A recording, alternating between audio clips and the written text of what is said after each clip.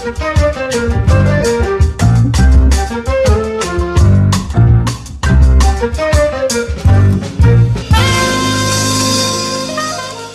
Bruno, tudo bem? Olá, Katy, está tudo bem? Tudo, e contigo? Também, tudo bem. Boa.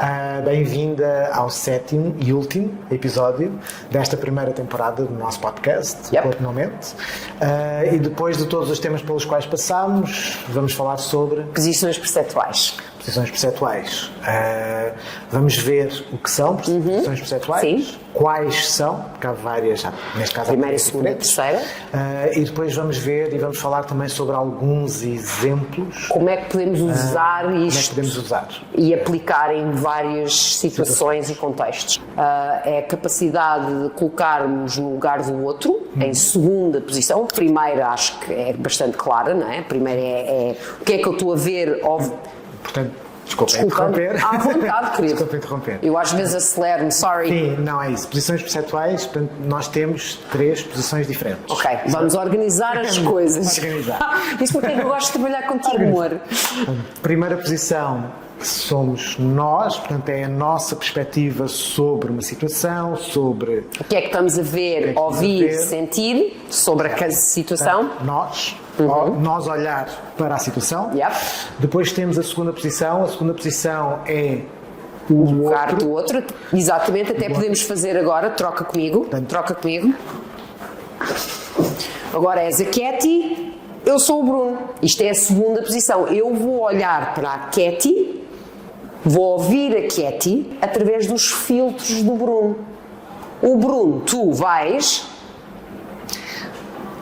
Ouvir a Cat, ouvir o Bruno, neste caso, Ver. ver o Bruno, sentir o Bruno através dos filtros da Katy. Exatamente, ok? Vamos trocar. Isto é a segunda posição. E aqui, antes de passarmos para a terceira, eu queria salvaguardar aqui qual é a intenção, por exemplo, desta segunda posição e qual é a utilidade dela. Não é concordar com outra pessoa, porque as pessoas há pessoas que têm dificuldade em colocar-se no lugar do outro. E não é uma questão, eu não gosto daquela pessoa, não me vou colocar no lugar dessa pessoa. Não é essa a questão. A questão é nós conseguirmos recolher o máximo de informação daquela posição, ok? Porque tu tens acesso a informação que eu não tenho. E eu tenho acesso a informação que tu não tens. E muitas vezes nas falhas de comunicação, as falhas de comunicação é falta de informação que, quando está completa, muitas vezes as pessoas vão mas eu não sabia. Exato. Okay. Sim, não é uma questão de concordar com a pessoa. De todo. Tu não tens que concordar com outra pessoa para perceber o porquê da pessoa estar a atuar daquela forma ou a concordar com isto, que é algo que tu discordas. Tu apenas tens mais informação e percebes mais facilmente o porquê a pessoa está-se a comportar daquela forma. Exato. Ou porque é que tem aquela opinião. Espera aí. Eu não tinha visto isto, eu não tinha ouvido isso. Eu não me senti naquela posição daquela forma. Portanto, não é uma questão de concordar com, é uma questão de perceber melhor. Recolher mais, eu gosto de dizer, recolher informação. Porque muitas vezes a empatia, e dando aqui o exemplo, há uma definição da Brené Brown, isto na fase inicial do trabalho dela, eu acho que ela agora mudou a definição. Mudou bastante a definição, mas que muitas pessoas adotaram essa definição, que é a capacidade de colocar-se no lugar da outra pessoa. Que ela agora diz que isso é impossível fazer. Porque não tens os mesmos filtros que a pessoa, não tens a mesma história que a pessoa, não tens Exatamente. as mesmas vivências, não tens o mesmo... E eu estou de acordo com ela. Eu também, neste momento, completamente. Agora, aos olhos da PNL, nós, como é óbvio, eu vou para o lugar do Bruno com os filtros da Katy. Agora, mas se eu começar a respirar da mesma forma que o Bruno estava aí sentado, se eu me inclinar a cabeça da mesma forma que o Bruno tem a cabeça inclinada, falar com o mesmo tom de voz, o mesmo tom de voz, eu vou ter acesso a informação que eu não tinha quando, se eu estou sentada aqui com uma Katy que é acelerada e que fala muito rápido, o acesso à informação é diferente. E é com essa intenção que colocamos no lugar do outro, qual é a percepção que o outro tem. Como é óbvio, não é na sua totalidade, exatamente pelos argumentos que a Brené Brown utiliza e que fazem sentido. É impossível. Ok? Porque a minha estrutura de corpo é diferente da tua. O meu ritmo é diferente, eu posso adaptar-me QB, mas nunca serei o Bruno. Sim. Será a adaptação ao Bruno Cathy Style. De uma forma mais leiga a descrição. Isso é a segunda posição e acho que é bastante útil. Em que situações é que eu utilizo a segunda posição? Preparar pessoas para falar em público. Ok? E isto ajuda imenso. Por exemplo, há muitas pessoas que são ansiosas ou têm ansiedade ou stress ao falar em público, fica com as mãos a transpirar, a frequência cardíaca, a frequência cardíaca sobe, etc, etc, etc. Ou alguém que simplesmente é mais introvertido e não gosta de muito contacto com o público ou muito contacto social. E que é importante fazer uma apresentação e vai estar a falar em frente de não sei quantas pessoas. Sim. O simples facto de eu meter em segunda posição, no lugar da audiência, por exemplo, vamos supor que a pessoa tem que falar em frente de 20 pessoas. Eu escolho estrategicamente o público, se ele também tiver a noção do espaço, e peço para ele se colocar sentado nesses lugares, olhar para ele próprio. Sim. O que é que ele vê? O que é que ele ouve? Como é que ele se sente em relação àquela pessoa em cima do palco, que é ele? Gosta do que vê, não gosta do que vê, o que é que precisa de melhorar? Precisa de melhorar a postura, precisa de melhorar a cadência, tom de voz. Cuidado com o que fala, precisa de gesticular mais ou menos, precisa... Sento na ponta do grupo, já é diferente do que se for à frente. Então, se calhar, ele vai ter que virar para a ponta, para a outra pessoa perceber melhor, em vez de se focar só nas pessoas da frente. Sim. E vou brincando com a segunda posição em vários sítios da audiência, para ele ter a noção do que é que está a ver e ouvir e como é que se sente em relação ao discurso da pessoa que está a fazer. E fazer as adaptações necessárias. Um exemplo prático, que este foi um trabalho muito, muito interessante que eu fiz, e com uma advogada que tinha que defender o seu doutoramento. E ela procurou-me porque ela estava a ter dificuldade em acabar o doutoramento e chegou o dia de defender o doutoramento. E eu então perguntei-lhe, sabes qual é a sala? E ela disse, sei. Ok. Desviamos os móveis da sala dela, esta sessão foi na casa dela, colocamos a mesa com as pessoas e ela sabia, por acaso ela sabia quem eram as pessoas, o júri, mas colocamos, etc. E repetimos umas 7 ou 8 vezes, sempre a mesma coisa, só ia fazer bem, ela sentada nos vários lugares do júri, a olhar para ela, a fazer o discurso e como é que ela se sentia, o que é que ela via, o que é que ela ouvia em cada um deles. E ela adaptou o discurso. E uma das coisas que eu notei mais nela, porque ela é um bocadinho como eu, o discurso dela é bastante rápido, e ela conseguiu perceber, não, ela fala rápido demais.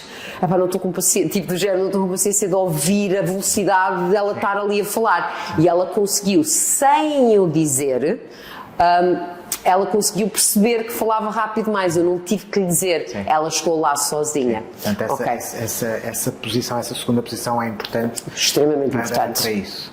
Isto são 2 exemplos práticos. Sim, a nível, para mim, a nível das aulas, para mim também é muito importante, quando eu estou a dar aula, pôr-me na situação do meu cliente, seja um cliente novo, que está a experimentar este mundo pela primeira vez, e que sensações é que a pessoa tem, o que é que vem à procura, o que é que não vem à procura, se é mais isto, se é mais aquilo, se está demasiado difícil a aula, se está demasiado fácil a aula, conseguir adaptar melhor a aula à pessoa, ou então há um cliente já mais regular, que seja mais fácil de perceber a evolução do cliente e perceber as dificuldades que ele tem em algum exercício mais específico. E até mesmo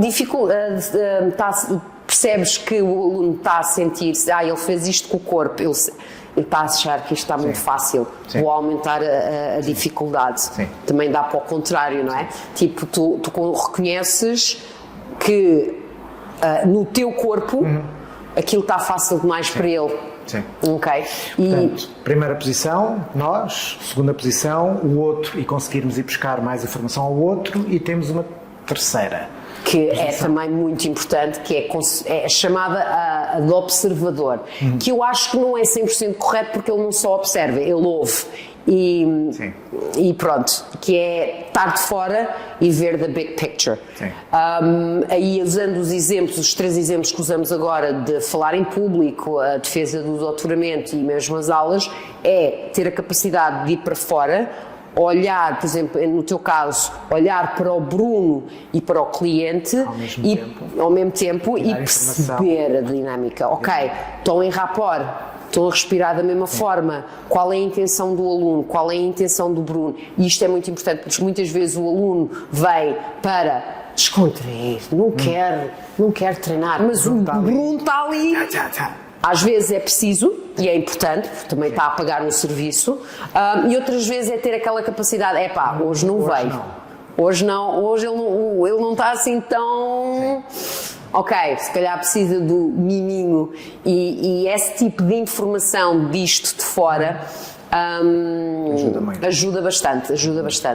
Por exemplo, no doutoramento também foi muito interessante quando coloquei-a de fora, olhar para ela, falar-se e a dirigir-se a cada um dos jurados, porque cada um dos jurados é diferente. E então ela própria percebeu-se, sem eu dizer nada, isso foi muito agir, ela própria percebeu-se que tinha que falar com um de uma forma, com outro de outra. Mudou isso, e quando fez os agradecimentos foi de uma forma diferente. As pausas foram diferentes. Ou quando alguém faz uma pergunta, responder de uma determinada maneira. Foi tão engraçado. E foi muito engraçado porque ela percebeu isto tudo sozinha. Eu não tive que dizer nada. Eu só fiz com as posições primeira, segunda e terceira várias vezes, e fui trocando.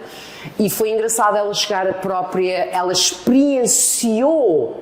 Porque se uma das intenções de fazer este exercício assim, tipo teatro, é para a própria pessoa experienciar sem eu ter que dizer. Porque uma coisa é eu dizer, olha, além de eu não conhecia as pessoas, tipo, fala com esta pessoa desta forma. Ela podia dizer sim, mas ela não experienciou a diferença que era.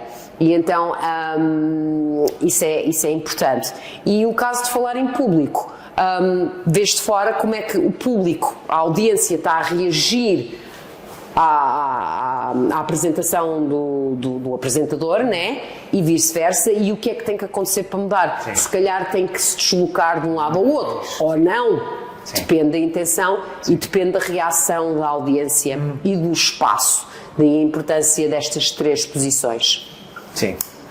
E assim terminamos o último episódio desta primeira temporada. Foi muito bom chegarmos. Foi uma experiência diferente. E eu diverti-me imenso e gostei da estrutura e do à vontade de temas que muitas vezes as pessoas não compreendem, e acho que foi bastante acessível para as pessoas percepcionar alguns temas da PNL e como é que se pode aplicar no nosso dia-a-dia. Exato. Muitas vezes qualquer situação. Sim.